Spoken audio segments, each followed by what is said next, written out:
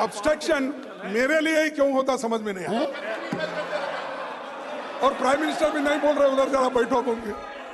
Prime minister भी सुन रहे हैं, मजा ले रहे हैं, लेकिन मेरे लिए डिफेंड भी नहीं कर रहे उधर।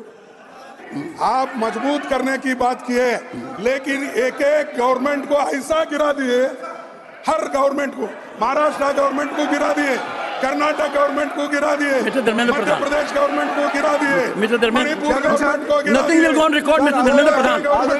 मिस्टर प्रधान, मेरा कहना यह है कि कमजोर वर्गों के लोगों को हमेशा वो ऐसा टिकट देते हैं, वो मुंह नहीं खोलना, उस पार्टी में बात भी नहीं करना। ऐसे मैं उसी लिए बोल रहा हूँ, सब पार्टी बोला, मैं आपके पार्टी को नहीं बोला। अरे बैठिए आप मैडम, आप मैं ये देखिए, अरे है सभी पार्टी, हिंदुस्तान के हर पार्टी में ऐसे है, इसीलिए महिलाएं पीछे हैं, आप उनको बात करने नहीं देते। अरे मैं देखा हूँ यहाँ पर दिल्ली में क्या करते हैं, वहाँ कर्नाटक के गली में आके क्या करते हैं मुझे मालूम, वो सब मालूम है मुझे।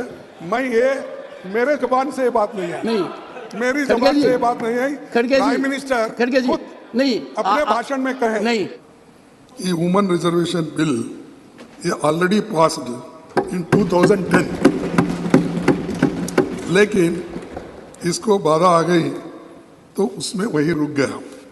लेकिन ये पहले थोड़ा बैकवर्ड क्लासेस को रिजर्वेशन देने की बात थी। शेड्यूल कास्ट तो इजी था उनका, क्योंकि उनको ऑलरेडी कॉन्स्टिट्यूशनल रिजर्वेशन रहने की वजह से 1/3 इजीली उसमें आता था। लेकिन बैकवर्ड क्लासेस और उनको इसमें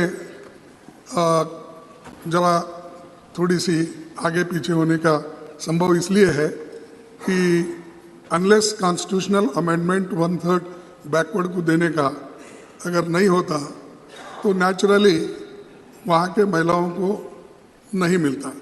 और अगर आप नहीं करेंगे तो सिर्फ उन बैकवर्ड क्लासेस को अन्याय होगा।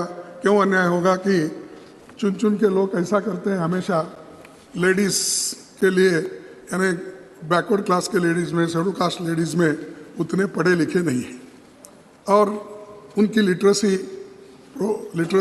ये भी साक्षरता भी कम है। वो कम रहने की वजह से, और सभी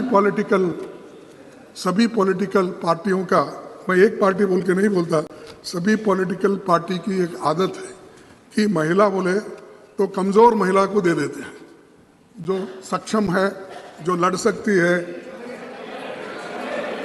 अरे सुनो, तुमको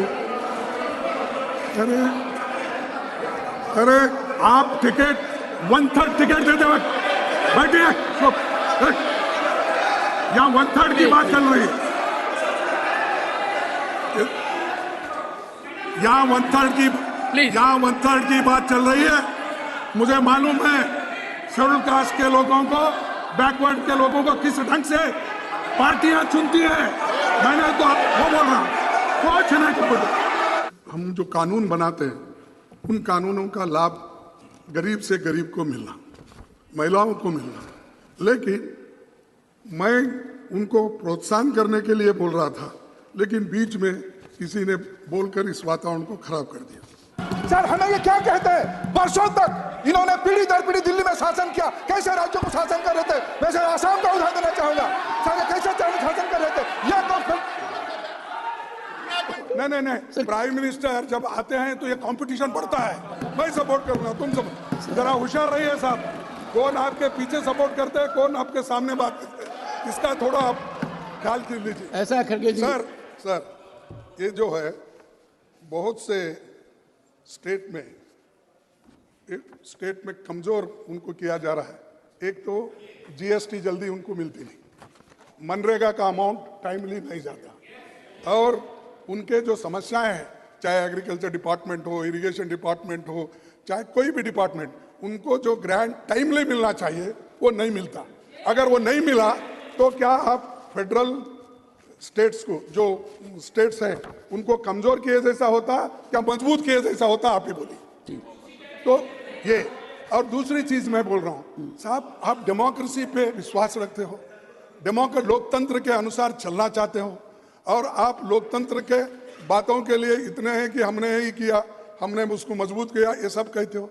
लेकिन जहां जहां डेमोक्रेटिकली इलेक्टेड एमएलए थे, गवर्नमेंट थे, उनको गिराने का काम आप ही किया। आप विषय से अलग बट रहे हैं। Can you have some control over your people? My people, They are disturbing you when you are speaking. sir, my people are under control, but Prime Minister is not controlling their people. ये Please मुश्किल है। conclude. लेकिन एक बात बोलूंगा, वो जरूर सुनना चाहिए, तो ये जरा छोड़ना चाहिए। तेरा भी मेरा तो है ही है, दोनों तेरा मेरा बोल के सभी चीजें अपने ही झोली में अगर डाल लेते गए और पीछे जो हुआ उसको भूल जाते हैं, तो ये अच्छा नहीं है। तो कम से कम इसको रियलाइज। न तेरा न मेरा, हमारा, यही हो रहा है। ठीक है सर, बी आर अम्बेडकर ने और 25 नवंबर 1949 में एक बात कही थी, अगर हम क्रीड यानी पार्टी के ऊपर रखेंगे, स्टेट का इंटरेस्ट, कंट्री का इंटरेस्ट छोड़ के अगर ऐसा करते गए तो कोई देश ज्यादा दिन आजादी नहीं पा सकता। ये उनका कहना है। ये हर आदमी चाहता है अपने देश की इज्जत बढ़े और देश को मजबूत करे, लेकिन चंद लोग गुत्ता लेते हैं, उन्हीं का कॉन्ट्रैक्ट है, देशभक्ति उनकी कॉन्ट्रैक्ट है और बोलना उनका कॉन्ट्रैक्ट है। लेकिन आप ये भी देखिए, जो समाज में दूसरे लोग भी रहते हैं, ऐसे लोग भी देश के लिए लड़ते हैं और आखिरी दम तक, आखिरी खून का खतरे तक देश को बचाने के लिए, लड़ने के लिए सभी तैयार है, और हम भी उसमें से हैं।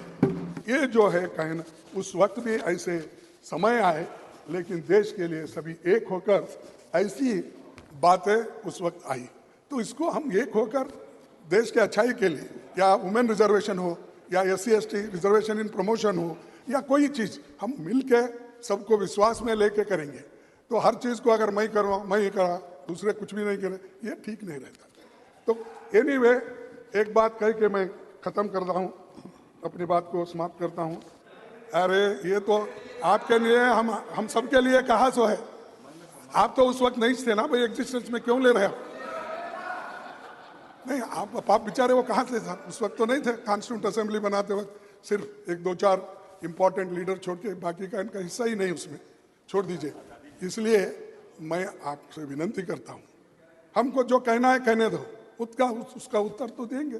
प्राइम मिनिस्टर इतने मजबूत है, 1-1 घंटा, 2-2 घंटे, 3-3 घंटे बोलेंगे और हर दिन बोलेंगे, लेकिन मणिपुर में नहीं बोलेंगे। तो वो कैसा प्लीज नहीं, खड़गे ji please sir, I expect development. अरे आई एक्सपेक्ट प्लीज नॉट मुझे कहेंगे, मेरा हक होता है, लेकिन मेरा हक होता है। अरे मैं वहीं रिप्लाई मैंने आंखों से देखा है, गोयल जी, मुझे पीड़ा हुई है, मुझे परेशानी हुई है। कई चीजें अगर पहले ही होती प्लीज तो आज ये नौबत नहीं आती। थैंक यू खड़गे जी। था उसी वक्त मैं जवाब देने वाला था, हम बहुत से जो करने वाले, लेकिन मैं वो ओकेजन नहीं समझा। यहाँ पर जो प्रधानमंत्री अपने भाषण में कहे, उसके जवाब में मैं अपने 4 शब्द रखा हूँ। अगर आपको ठीक नहीं लगता तो बात और है, लेकिन हम सब मिलके काम करना है।